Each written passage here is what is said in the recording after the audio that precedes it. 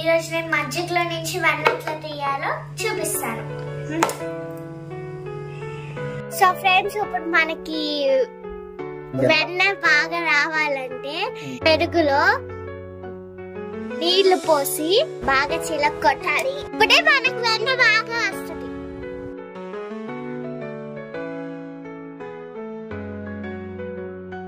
మేము గంట నుంచి చేస్తాం ఫ్రెండ్స్, చేతులు నొప్పి పుట్టేస్తాం.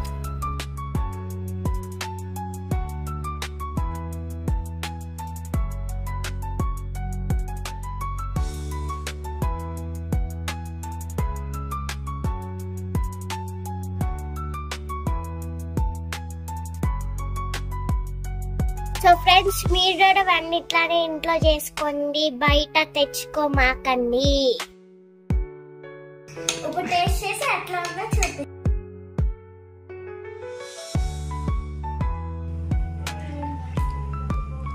బాగుంది, చాలా బాగుంది.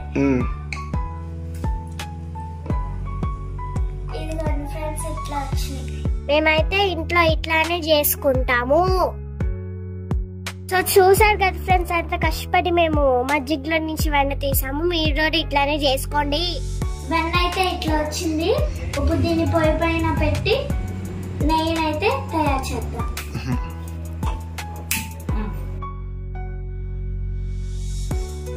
పొయ్యి పైన పెట్టాలి. హైలో పెట్టి సిమ్ లో పెడదాం.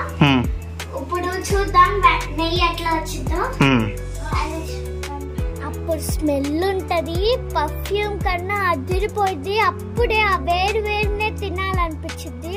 మనం అసలు ముక్కులోకి వెళ్ళిపోయింది మొత్తం. మాత్రం తయారైపోయింది. ఇప్పుడు మంచి సువాసన కోసం ఒక ఓన్లీ 4 లెమన్ తీసుకున్నాను.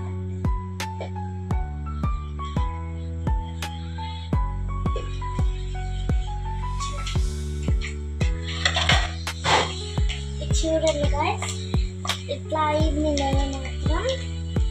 దీంట్లో కరేపాకులు ఎందుకని వేసామంటే మంచి స్మెల్ రావడం కోసం అన్నమాట.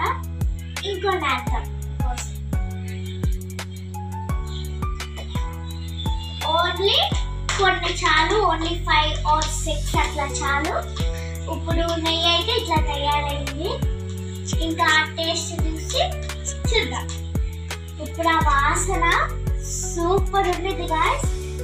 ఎన్నేళ్ళైనా మొత్తం వాసన వస్తూనే ఉంది. మొత్తం మంచి వాసన మొత్తం వచ్చింది. కావాలంటే ఇచ్చిందండి. వేడి వేడి అన్నంలో ఆవకాయ ముక్క వేసుకొని ఆ నెయ్యి వేసుకొని తింటే ఉంటది. ఆహా.